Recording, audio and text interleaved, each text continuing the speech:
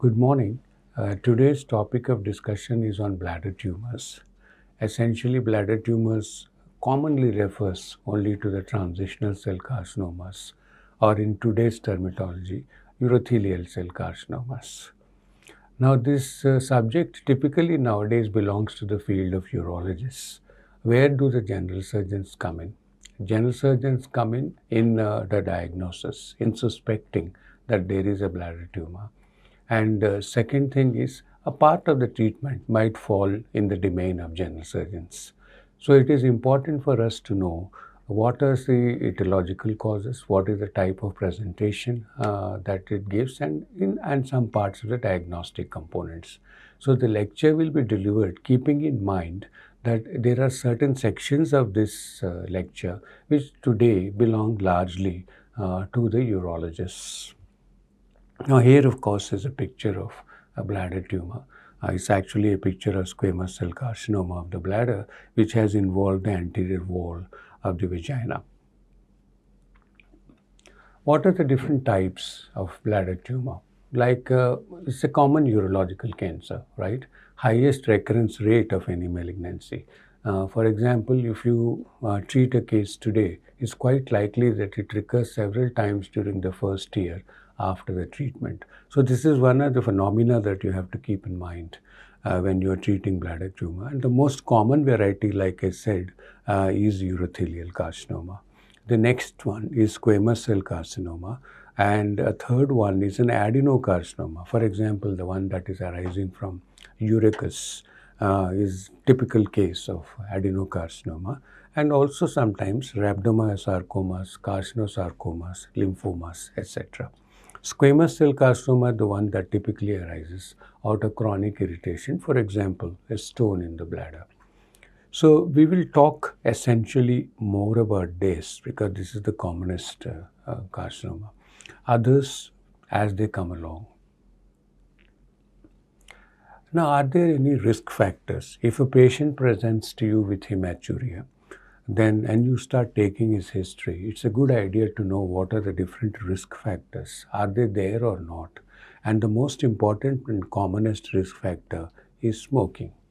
Because smokers, for whatever reasons, it is not specifically known whether it is at a genetic level or is it at the level of the cellular level, but smoking somehow makes a man prone to carcinoma bladder. All the chemicals which get into the circulation after smoking finally will enter the kidney and are cleared out in the urine. And once they are cleared out in the urine, that gets stored in the bladder prior to maturation, and there's enough time for these chemicals to act upon the urothelium of the bladder.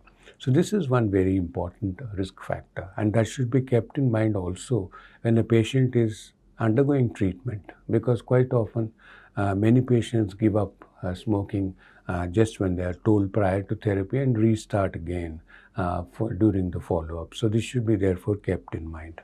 What about family history? Yes, there are indeed some genetic factors which make family members prone to this particular tumor. But there is also this factor that a certain group of a family might be working in the same kind of industries, for example. For instance, a father working in a rubber factory or a print factory might have a son who is similarly working. So therefore, there is this exposure to chemicals which is common between the members of a family, apart from the genetic. And also cases like Lynch syndrome, where carcinoma colon is very common. For whatever reasons, bladder tumors are also common in that particular group of people. Chemical exposure, particularly aniline dyes, the first of the chemicals that were found to be incriminating is aniline dyes. That is, and also those people who work in dye manufacturing industries, in printing presses, and such other industries. So constant exposure to chemicals, discharged in urine, exposure to the urothelium, they are carcinogenic in nature. Chronic irritation, those of us who work in the field of surgery should be very cautious. Long-term catheterizations, it is not uncommon, particularly in a urological OPD. you will find a large number of patients who come with catheters in place for months together, sometimes years together.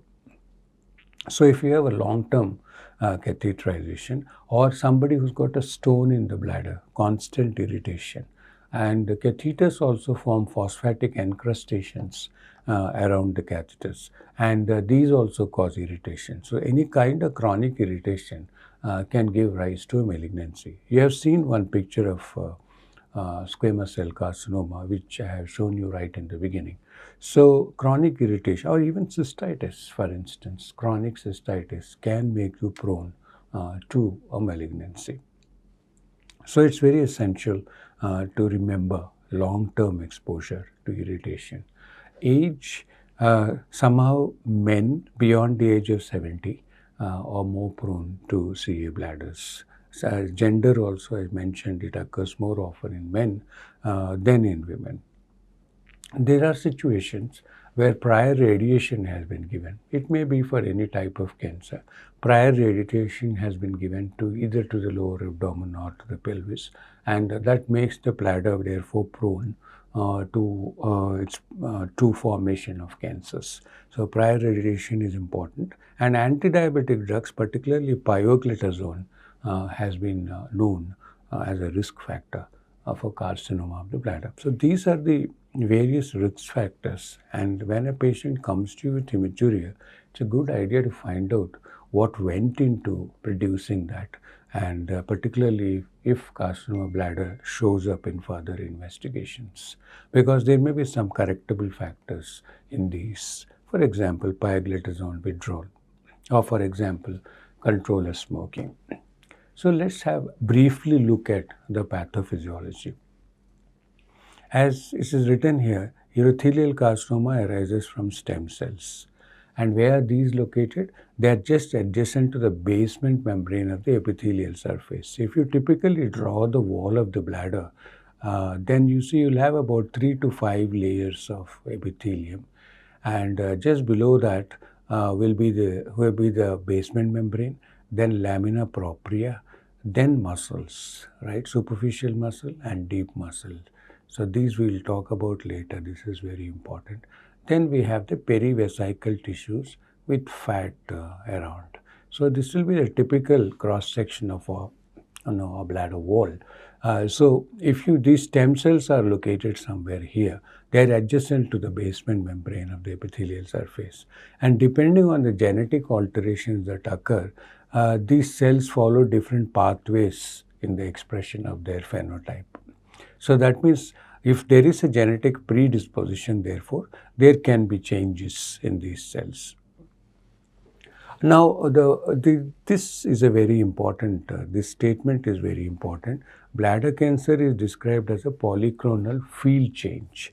In other words, all those areas which are lined by urothelium, for example, starting from the calyces and the kidney down up to the bladder, all along lined by urothelium. And all this is potentially prone to the same malignancy. In other words, it's a field change. That is the word. That's the reason why it is written polyclonal field change, right? So there is a field change defect. And so if there is a heightened potential in the bladder, there will also be a heightened potential in the urothelium of the kidney and ureter. So for example, if you have a typical TCC, transitional cell cancer, involving the pelvis of the kidney, then you're supposed to take out the kidney also, the ureter also, with a cuff of the bladder epithelium. And this is the reason why we do that, because this is considered to be a field change. Of course, genetic defects of various types are also documented, and they impact the treatment. So if I have to remember only one sentence out of this particular slide, I will remember this, that it is a polyclonal field change urothelium. So any part which is lined by urothelium becomes prone to malignancy if one area shows malignancy. Right, so now let us look at how does bladder cancer present. This is the outstanding, scintillating symptom of bladder cancer. painless, gross hematuria. We are not talking about microscopic hematuria. We talked about microscopic hematuria in another lecture. And for example, tuberculosis is the cause of microscopic hematuria. This is a gross hematuria, and anybody can see it. And approximately 80 to 90% of patients present with this symptom. But there are times when you have other symptoms which mimic bladder cell, which mimic various other conditions. Let's look at the next one. Irritative bladder symptoms. Dysuria, urgency, frequency of urination. What is this? This is Lutz, isn't it? This is the symptom which we normally expect with hypertrophic prostate, or even for that matter, any kind of outlet obstruction. This is Lutz. So in 20 to 30% of patients, the presentation is like this. They present with this kind of symptoms. It may be because there is already a tumor sitting at the bladder outlet and giving rise to these symptoms. It may be so. It may also not be so. For example, carcinoma in situ can give rise to this particular symptom complex. So irritative bladder symptoms. And of course, if by chance there has already been a metastasis, then pelvic or bony pain and a lower extremity edema, we will see when we talk about the lymphatic drainage of the bladder. Involvement of the lymph nodes in the pelvis would obviously affect the lymphatic drainage of the lower limb and give rise to a lower extremity edema. There can also be a flank pain if there is advanced disease. But it is very rare for you to have a palpable mass on physical examination. It is rare, and definitely not so in superficial bladder cancer. What is this? We'll talk about it later.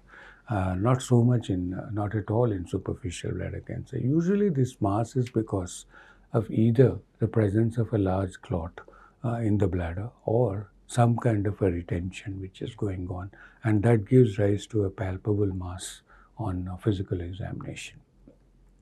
So this is rare. So thing to remember, this gross hematuria, and next is to remember the irritative symptoms. These things are important clinical presentations.